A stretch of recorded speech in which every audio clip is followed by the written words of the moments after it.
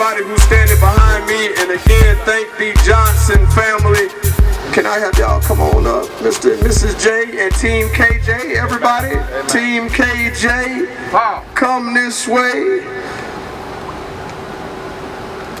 They've been traveling around this country, boy. I tell you, give them one more little round of applause. They deserve it.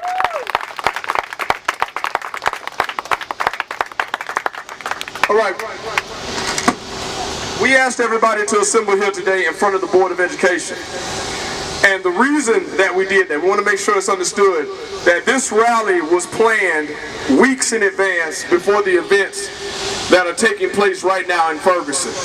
So we will discuss the Kendrick Johnson Back to School Anti-Bullying Rally, but then we will tie bullying into it. Just doesn't mean in the school system. There's bullying going on in the police departments, correct? There's bullying going on amongst our people in the community, correct? That's correct. So this rally, with the permission of the Johnson family, has taken multiple routes. Let's be honest, this family could be extremely selfish and only talk about what's going on in their life right now. And they would be absolutely correct in doing that. Their son left January 10th, 2013 with a book bag on his back, and that very next morning he was found wheeled out of the gymnasium in a body bag. There's something terribly wrong with that. Right. That's right. It was a closed case. As far as the Sheriff's Department, our lovely Sheriff's Department down in Lowndes County, the beloved Sheriff Prime, closed the case, saying an accidental death, positional asphyxia. It is now, and has been for a while, Senator Ford, as you know, currently under investigation under the hands specifically of U.S. Attorney Michael Moore. And we've been patiently, they have been patiently waiting a long time. They're watching other tragedies occur as they are fighting the battle of a tragedy that is happening to them. They're seeing some of the same things reoccur without there being any kind of resolve. Let me let you understand why we came to the Twin Towers. We came to the Twin Towers because I won't go into extreme detail. We were supposed to be joined by attorney Benjamin Crump, the family attorney, but who is now the family attorney for the Michael Brown family, and they are on the ground there preparing for a rally tomorrow. So he sends his hellos and support to the community, but would not be able to join us today. The reason we're here is because there was a lawsuit that was recently filed against Lowndes County High School.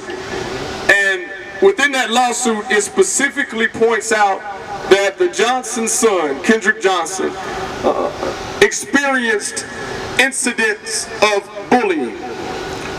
I want to let the world know that at Lowndes County High School, you didn't got to take my word for it. You can go to Google.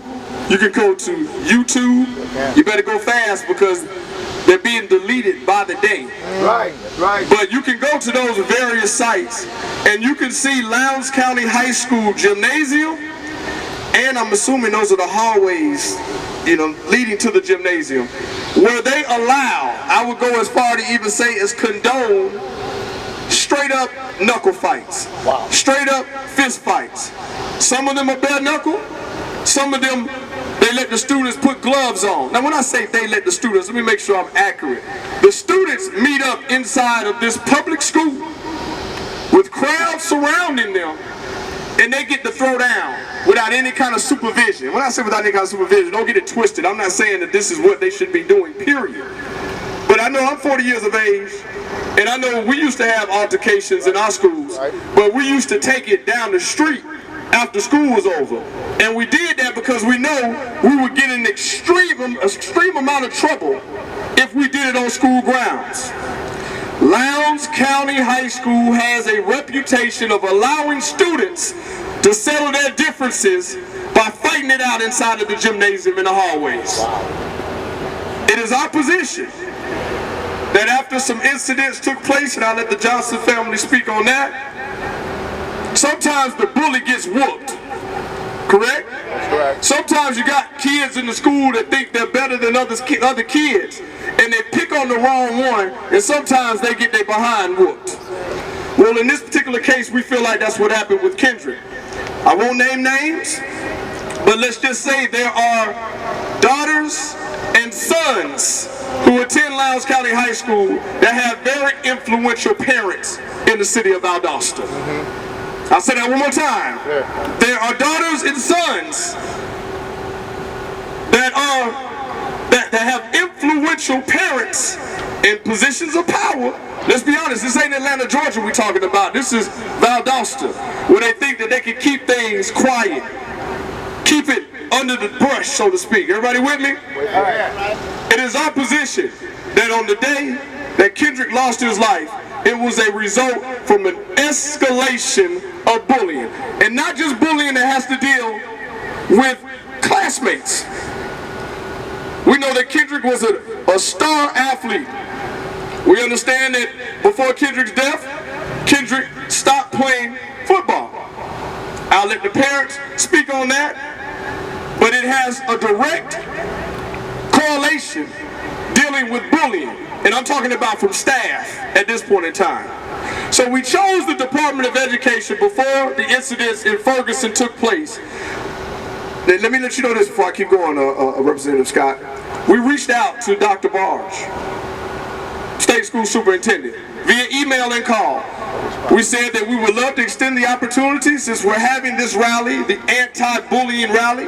We want to make sure that all schools are safe in the state of Georgia. We invited him out here to stand with this family, not to take any position or any side, but just as the state school superintendent, you would think he would be concerned with the community that is worried about the safety of their children in his schools across this state. Correct. Yeah, that's correct. We never heard back from him. I don't see him out here now. I think that speaks volumes. I think if this would be a school maybe in the upper northern part of Buckhead, just a thought, he might be standing here with us. Black and brown, low income or poor communities, we continue to be undereducated and underprotected. But then we get over policed.